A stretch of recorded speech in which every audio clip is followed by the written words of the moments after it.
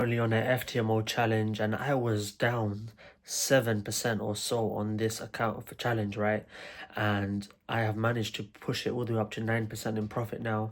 This week on the challenge, I made $10,500. I'm also trading on a personal £20,000 account, which is in drawdown, and currently I've got it up by around £900 this week.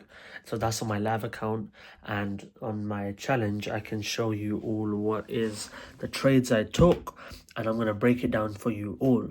So I hope this video helps you all, and I hope you get some technical pointers and some psychological pointers on trade management and just the mindset of entering into a trade. See, this is TradeZilla. I'm 1% away from passing this challenge. My first ever challenge I can pass. Pray I pass it, right? Currently up $10,500 this week. I think last month, if you look at January, which was quite a tough month for everyone, I made around on this challenge, and I got up for how much? Where is it? 15,200. So right now, in just this week, we've made 10,500. We're just 1% away from passing this challenge. So let me go break down the trades that I took. Actually, the big trade, right? So if I break it down from the daily time frame, what we can clearly see is that on Thursday we had a strong bearish move to the downside, taking out this previous support which buyers were holding, and we didn't just break it like normally, we broke it with such strong momentum. Now for me, when I see strong momentum to the downside and steep movements to the downside like this, there is no reason for me to look for buys, only sells. So I saw that we start respecting this level, but that was not a problem for me because we closed below these bodies and we closed below these bodies as well. So the fact that we closed below both these bodies shows us that, look, sellers could only get the candle to close this low. Sellers could get the candle to only close this low, but this time the sellers were able to not only close it below that low, but also the lowest wick which was formed, and that body as well. And on top of that, there's been a break of structure. We're forming lower highs and lower lows on the daily time frame.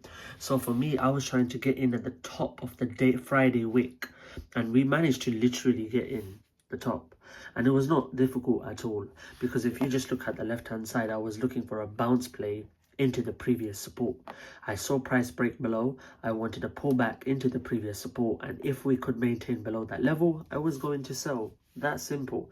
If we go down to the 4-hour time frame, we can see, look, I had this second area of interest, but this is the daily I was just showing you.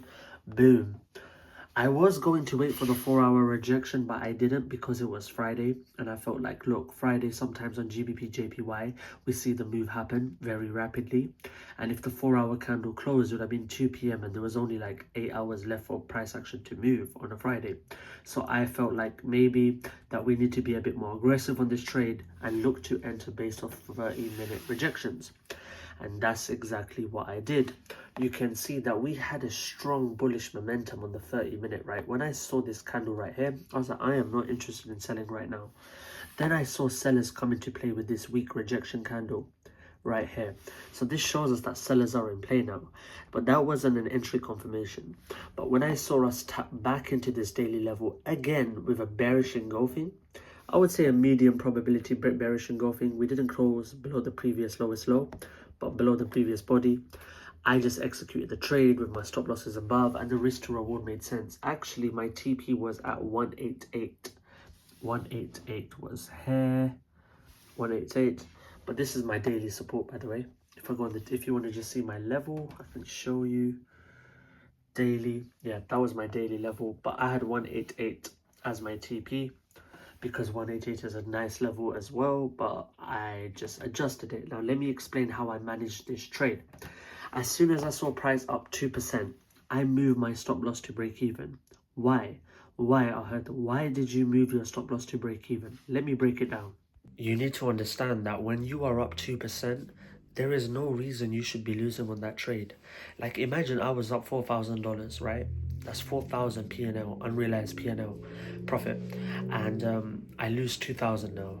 I just lost out on 6,000, like, in total. If I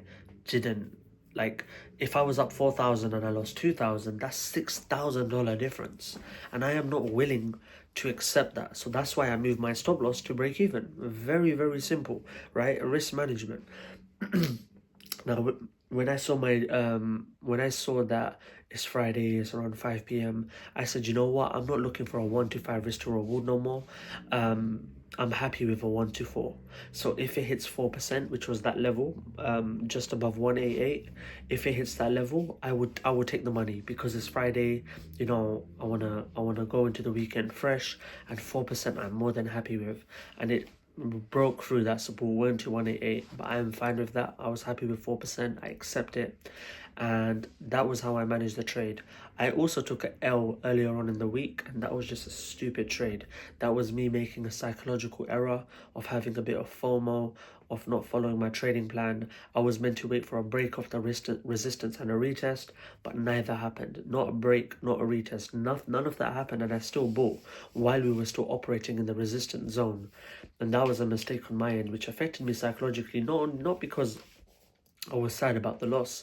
It was more so I was annoyed at myself that why did I not follow my game plan? Why did I become a bit greedy or have a bit of FOMO in that moment? Because I shouldn't be like that. Fifth year into trading, I should not be doing like that. But then I came to the acceptance that I'm a human being, and sometimes I make these psychological errors, but it's about how I react and how that the next trade is not correlated to my previous trade.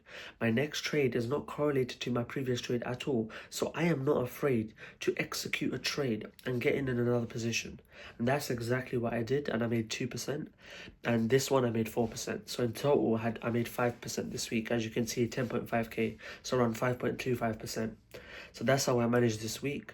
A bit of an emotional roller coaster at the start, but we gathered our thoughts, thought like a professional trader, reminded ourselves of how professional traders should think. Sometimes you need to remind yourself, right? And eventually it will become automatic, where you don't even need to remind yourself because it's a part of who you are.